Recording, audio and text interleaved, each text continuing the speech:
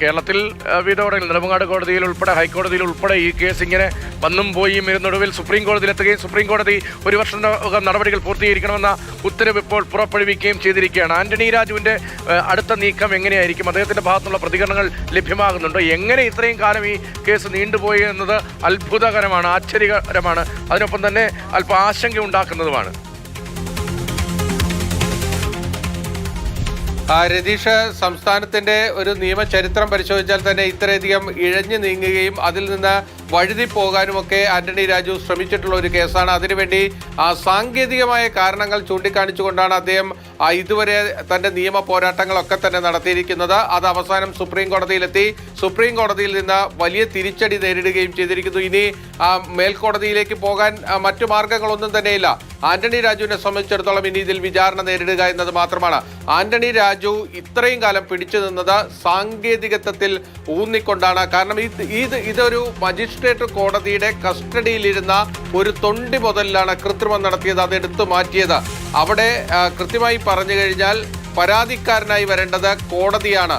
കോടതിക്ക് പകരം പോലീസ് ഇതിൽ ചാർജ് ഷീറ്റ് ചെയ്തു എന്നതാണ് ഇതിൽ നിയമപരമായിട്ടുള്ള പിശകായിട്ടുണ്ടായിരുന്നത്. ഹൈക്കോടതി ആ പിശക് പരിശോധിക്കുകയും അത് വീണ്ടും ആ നടപടിയിലുള്ള പിശക് പരിഹരിച്ച് വീണ്ടും ആ നടപടിയിലേക്ക് പോകുക, അതായത് വിചാരണയിലേക്ക് പോവുക എന്നതായിരുന്നു കോടതി ആദ്യഘട്ടത്തിൽ ആലോചിച്ചിരുന്നത്. അതിലാണ് പിന്നീട് ആ സ്റ്റേ വാങ്ങുകയും പിന്നീട് സുപ്രീം കോടതി വരെ നിയമ പോരാട്ടം നടക്കുകയൊക്കെ ചെയ്തത്.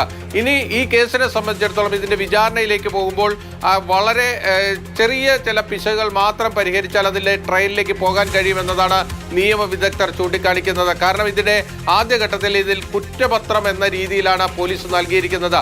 പോലീസ് തന്നെ അല്ല യഥാർത്ഥത്തിൽ ഇതിൻ്റെ കംപ്ലൈൻ്റ് ആയിട്ടാണ് വരേണ്ടത്. ആ കംപ്ലൈൻറ്റ് നൽകേണ്ടത് ബന്ധപ്പെട്ട മജിസ്ട്രേറ്റാണ്.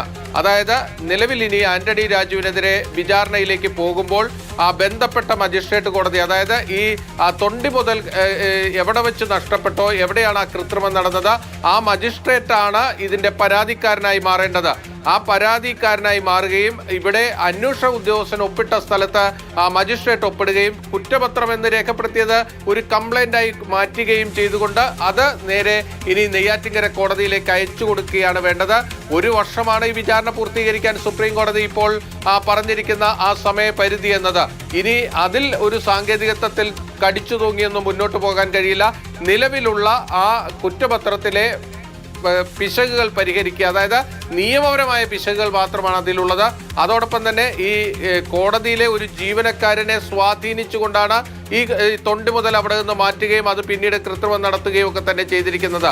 അതുകൊണ്ട് തന്നെ അതിൻ്റെ ഇപ്പോൾ അതിൽ 420, അതായത് ചീറ്റിങ്ങിനാണ് കുറ്റം ചുമത്തപ്പെട്ടിരിക്കുന്നത്. അതിലും മാറ്റം നമ്മൾ ടെലിഫോണിൽ ബന്ധപ്പെടാൻ ശ്രമിച്ചു. അദ്ദേഹം പറഞ്ഞത് കൂടുതൽ പഠിച്ചിട്ട് പ്രതികരിക്കാം, നിയമ നടപടികളുമായി തന്നെ മുന്നോട്ട് പോകും എന്നാണ് ആന്റണി രാജു വ്യക്തമാക്കുന്നത്. നമുക്ക് ഈ വാർത്തയുടെ വിശദാംശങ്ങളിലേക്ക് തിരികെ വരാം.